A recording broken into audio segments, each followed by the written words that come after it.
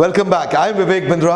I am a motivation speaker, leadership consultant और business coach. मेरी इच्छा रहती है कि आपको इस चैनल के माध्यम से सारे वो पावरफुल टूल्स और वो सारे बिजनेस के मेथड्स और प्रोसेसेस आपको शेयर करता रहूं, ताकि हमारे देश में छोटे छोटे व्यापारियों को वो मदद, वो नॉलेज मिल सके जो उनको वेस्टर्न यूनिवर्सिटीज में जाके नहीं मिली। आज बात करूंगा मैं कि कैसे इकोसिस्टम बिल्ड कर देते हैं एक कॉमनैलिटी के बेसिस पे। पीड़ित लोग, जब कई पीड़ित लोग, कई दुखी लोग, कई परेशान लोग मिलकर के इकट्ठे जुट हो जाते हैं, एकजुट हो जाते हैं, उस लीगल फॉर्मेशन को सरकार ने एक लीगल फॉर्मेशन की पॉसिबिलिटी दी है जिसको बोलते हैं कोऑपरेटिव सोसाइटी।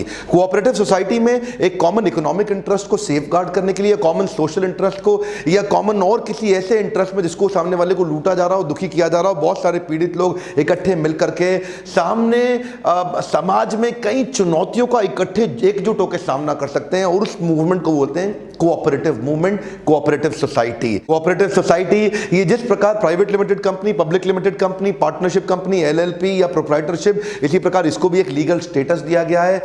10 या 10 से ज्यादा लोग मिलकर के कोऑपरेटिव सोसाइटी को शुरू कर सकते हैं। इस वीडियो में बहुत जल्दी 5 छोटी छोटी स्टोरीज बताऊंगा जिससे 5 प्रकार के मूवमेंट्स आपको समझ में आएंगे, और हो सकता है ये मूवमेंट अगर आपको समझ में आ गया तो आप भी समाज की भलाई के लिए और अपने बिजनेस की बढ़ोतरी के लिए इसका इस्तेमाल कर सकते हैं। मेरा पहला एग्जाम्पल रहेगा प्रोड्यूसर कोऑपरेटिव की। गोपाल यादव, जो कि झलवा नाम का स्थान इलाहाबाद के नजदीक, वहां पे एक गांव है, वहां पे बांस के पत्तों का पंखा बनाता। अब ये बांस के पत्तों का पंखा क्या, जिस जिस जगह पे इलाके में बिजली नहीं आती वहां हाथ से हिलाकर पंखा झल के आदमी अपने आप को थोड़ा सा सुख दे पाता है, और वो उस पंखे का बड़ा अपने आप में एक मार्केट है, लोगों को चाहिए। लेकिन ये बेचारा जो यादव है, गोपाल यादव, ये उतना पंखा नहीं बना पाता। ये बना के कितना बहुत मेहनत करता, लगाता, बहुत ही मेहनत करता, तो 50 ही पंखा बना पाता है, और 50 पंखा जाके आसपास गांव में बेच आता है। गांव में परचेजिंग कैपेसिटी कम, गांव में परचेजिंग पावर कम, तो पंखे का पैसा इसको कम मिलता है। इसको पता है जो गांव में ये पंखा 5 रुपए का बेच रहा है, ये बाजार में चला जाएगा तो 25 रुपए का, 30 रुपए का, 35-40 रुपए का बिकेगा। ये जानता है अच्छे से।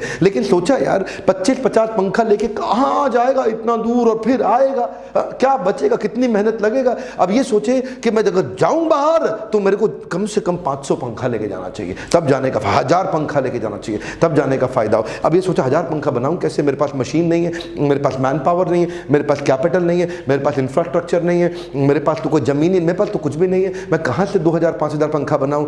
यही आती है बात प्रोड्यूसर कोऑपरेटिव की। ऐसे कई पंखा बनाने वाले लोग जब इकट्ठे हो जाएंगे आपस में, और एक मिल करके एक पढ़े लिखे आदमी को मैनेजमेंट में डालें जो चोरी ना करे, जो उनको तंग ना करे, जो ट्रस्ट वर्दी हो, और मिल करके एक मैनेजमेंट तैयार कर लें, और ये सब पंखा झलने वाले मिल करके बाजार से लोन ले लें, बैंक से लोन लें, मशीन सेटअप करें, और हाई स्पीड पे बहुत सारे पंखे बनाएं। वही पंखा जो आज 5 रुपए का बेच रहे हैं, वही जाकर के मार्केट में 40 रुपए का बेच पाएंगे, मार्जिन बढ़ जाएगा, कमाई होगी, जिसकी जितनी कैपिटल उसमें उतना बढ़ता चला जाएगा। इसको और समझना चाहते हैं, फार्मर्स कोऑपरेटिव सोसाइटी। फार्मर्स की पीड़ा को तो आप जानते हैं, आप पहचानते हैं। महाराष्ट्र के अंदर क्या हुआ आपने देखा, मुंबई तक के लोग पहुंच गए। फार्मर्स हमारे देश के आज सुसाइड कर रहे हैं, आत्महत्या कर रहे हैं, कर्जा चुका नहीं पा रहे हैं, जमीनें बेचनी पड़ रही है।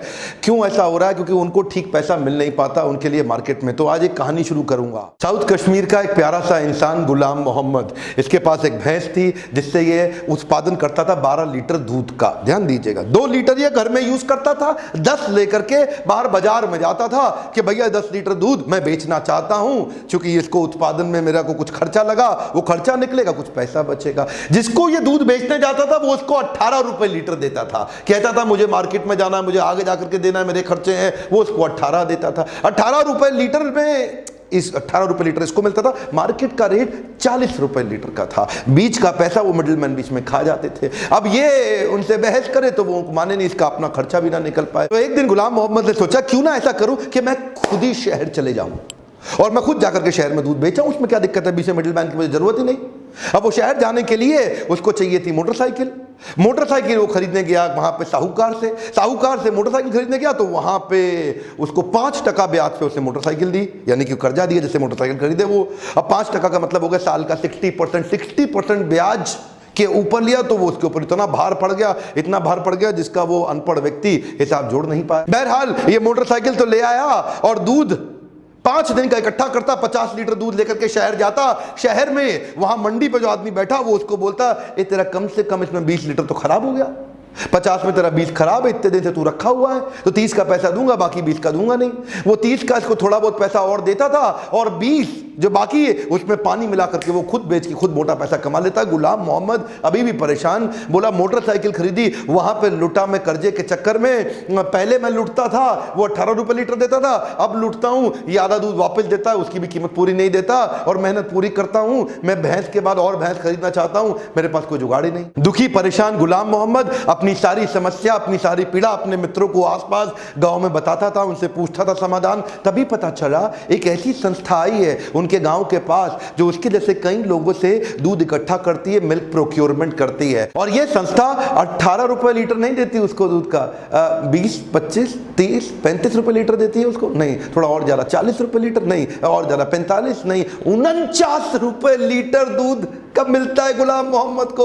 और इस संस्था का नाम क्या है? अमूल। इसको बोलते हैं सहकारिता, इसको बोलते हैं कोऑपरेटिव मूवमेंट, कोऑपरेटिव सोसाइटी की ताकत। अमूल ने ऐसे कई लोगों को व्हाइट रेवोल्यूशन, श्वेत क्रांति के माध्यम से उनको सही पैसा दिलाया। वो पैसा इमीडिएट देता है, कोई उधारी का चक्कर नहीं, पूरा दूध लेता है फ्रेश, रोज आके कलेक्ट करता है। इस गुलाम मोहम्मद को शहर जाने की आवश्यकता नहीं, गुलाम मोहम्मद के घर के नजदीक आ जाता है। इसे कहते हैं सहकारिता। अमूल का आज टर्नओवर 38,000 करोड़ रुपए का, एक कमॉन कितना, 38,000 करोड़ रुपए का। अमूल हमारा क्लाइंट भी है। और खुशी की बात बताएं, पिछले 7 साल के अंदर अमूल ने 24 रुपए लीटर से रेट को बढ़ा के 49 रुपए लीटर कर दिया, जो आज एक किसान को अमूल देता है। जो किसान, देखिए ध्यान दीजिए, ये इतना पैसा जो अमूल बढ़ा रहा है, मेरा मन करता है अमूल के ऊपर एक पूरी केस स्टडी बना दूं। अगर आप चाहते हैं कि अमूल पे पूरी केस स्टडी सुनना तो नीचे कमेंट बॉक्स में जरूर बताइएगा, ज्यादा लोगों का कमेंट आएगा तो अमूल पे भी केस स्टडी दूंगा। मेरा तीसरा उदाहरण है housing cooperative society. Housing cooperative society भी बनाई गई है कुछ बिल्डरों के द्वारा, बहुत सताए जाने के कारण, उनके साथ तंग करने के कारण। पीछे एक उदाहरण के रूप में अब तो रेरा कंप्लायंस आ गया। खैर, अगर आप जब भी कोई फ्लैट खरीदना चाहते हैं तो पहले बिल्डर चेक कर लीजिए रेरा कंप्लायंट है कि नहीं है। रेरा कंप्लायंस पे आपकी सुरक्षा बढ़ जाती है। Coming back to the example, 2010 के आसपास एक बिल्डर ने कुछ फ्लैट लॉन्च किए पुणे के पास में, महाराष्ट्र में, और वहीं एक साहब ने, सज्जन ने जाके वहाँ पैसा दिया। अपना 20% देने के लिए उन्होंने अपना 1 BHK फ्लैट बेच करके दे दिया और बाकी का लोन ले लिया। और बोला गया उनको कि 2013 के अंदर उनको फ्लैट मिल जाएगा। 2013 आया तो बोला 2015 में मिलेगा, थोड़ा डिले हो गया। 2015 आया तो बताया मार्केट में बहुत तकलीफें चल रही हैं, 2017 में होगा, 2020 में होगा। अल्टीमेटली बेचारे का मकान भी बिक गया जिसमें रहता था, जो खरीदना चाहता था वो मिला नहीं, ऊपर से लोन सर पे और चढ़ गया, बैंक की किस्तें बन गई, किस्तें देनी पड़ रही हैं, जाए तो कहाँ जाए आदमी। इसके लिए हाउसिंग कोऑपरेटिव सोसाइटीज कहीं बनी और तभी उस आदमी को उनके रिश्तेदारी ने मिल करके, इस प्रकार के 100 लोग इकट्ठे हुए, 100 लोगों ने मिलकर ज़मीन खरीदी। उस जमीन पे एक अच्छे बाहर से एफिशिएंट इफेक्टिव कॉन्ट्रैक्टर को पकड़ा जिसके पास पूरा एक्सपीरियंस था, ऊपर मैनेजमेंट अच्छी बनाई कोऑपरेटिव सोसाइटी में, और उसी ने उनके लिए पूरी सोसाइटी तैयार कर दी। सोसाइटी खड़ी हो गई। वही सोसाइटी का फ्लैट जो पहले उनको 4,000 रुपये पर स्क्वायर फीट पड़ रहा था, वही अब उनको 3100 रुपये, 3,000 रुपये स्क्वायर फीट पड़ गया। क्यों? क्योंकि बड़े सारे मार्जिन खत्म हो गए, कई लोगों को बहुत सारी सैलरियाँ नहीं देनी, मार्केटिंग की कॉस्ट खत्म, ब्रांडिंग की कॉस्ट खत्म, और वही फ्लैट जो 4,000 रुपये का पड़ता था अब 3,000 का हो गया। हो सकता है 2900 का पड़े। कोऑपरेटिव सोसाइटी में कई बार प्रॉफिट भी हो जाता है, सरकार उस पर टैक्स भी नहीं देती, उसके बेनिफिट भी होते हैं। आप अगर उसमें से कुछ फ्लैट बेच दें तो आपको और ज्यादा इनकम हो जाए, जिसको आप आपस में बाद में उन सारे मेंबर्स के अंदर बांट दें जिन्होंने अपना पैसा इन्वेस्ट किया था। चौथा है क्रेडिट कोऑपरेटिव सोसाइटी। इसके लिए मैं आपको यूपी के अंदर पीलीभीत के पास एक गांव की कहानी सुनाता हूं। एक साहब, अब बेचारे उनके पास उनको बैंक लोन देता नहीं क्योंकि उनके पास वो क्रेडेंशियल्स भी अवेलेबल नहीं है जिससे बैंक उनके लोन को अप्रूव कर सके। बेटी की शादी आ गई, बेटी की शादी में पैसा चाहिए, गए साहूकार के पास। साहूकार कौन? उस इलाके का पीलीभीत का सबसे बड़ा बाहुबली। बोला ले जाओ पैसे, कोई बात नहीं। ये जाकर के उनसे मांगे 10 लाख रुपए। वो बोले ठीक है कोई बात नहीं, आपको दूंगा 4% पे ब्याज, बहुत सस्ते में दे रहा हूं। ये बोला दे दो कोई बात नहीं। 4% मतलब क्या हो गया? साल का 50%। साल का 50% मतलब उसका 10 लाख, अगले साल 15 लाख रुपए हो जाएगा। क्या? हाँ, अगले साल 15 लाख हो जाएगा। अब वो सोचा यार 15 लाख ना हो जाए कहीं, 6 महीने में जुगाड़ करके इसको मैं 12.5 ही वापस कर देता हूं, क्योंकि 6 महीने में कर दूंगा, 1 साल में 15 तो 6 महीने में 12.5 ही होगा ना, 5 की जगह 2.5 आधा अमाउंट हो गया। तो ये 12.5 लेके पहुंच गया उनके पास 6 महीने के बाद। बोला ऐसा है सेठ जी, ये 12.5 लाख रुपए आपके वापस देता हूं। सेठ जी बोले क्या 12.5 कैसे भाई, तेरे तो 14.5 बन गए। बोला 6 महीने में तो दे दिया मैंने आपको। नहीं, तेरे प्री पेमेंट चार्जेस भी तो हैं, वो काफी मोटे लग जाते हैं। तेरे प्रोसेसिंग फीस चार्जेस भी तो हैं, वो तो मैंने तुझसे लिए ही नहीं। और इंटरेस्ट, ये तो कंपाउंडिंग इंटरेस्ट था राजा, इसलिए तेरा अमाउंट थोड़ा बढ़ गया। अब ये बेचारा गांव का आदमी, इसने क्या किया, इसको कहीं सुझाव दिया गया, कई लोगों के साथ मिलकर इन्होंने क्रेडिट कोऑपरेटिव सोसाइटी बना दी जिसमें लोग मिलकर के अपना पैसा डालते हैं, पूरा पक्के खाते में पैसा जाता है, सब मिलकर अपना डालते हैं। जो जिस प्रपोर्शन में डालते हैं उस प्रपोर्शन में इनको मनी लेंडिंग का बाद में बेनिफिट मिलता है। जिसको चाहिए वो उसमें से विड्रॉ भी कर सकता है। तो पहले जो 50% पे करना पड़ रहा था, अब वो 10% पे बोरोइंग कर पा रहे हैं, यानी कि एकदम अचानक 1/5 हो गई इनकी कॉस्ट। बिहार में भागलपुर के नज़दीक एक पास के गाँव में शंभू नाम का आदमी रहा करता था। वो शंभू जो दुकानदार के पास गया 1 लीटर तेल लेने के लिए, तो उस पर MRP लिखा हुआ 225 रुपए। MRP तो आप लोग जानते हैं ना, मैक्सिमम रिटेल प्राइस, यानी कि उससे ज़्यादा नहीं चार्ज किया जा सकता। वो दुकानदार उससे 250 रुपए मांगता। वो बोला भैया ज़्यादा क्यों मांग रहे हो? दुकानदार बोला मुझको दूर जाकर शहर से लाना पड़ता है,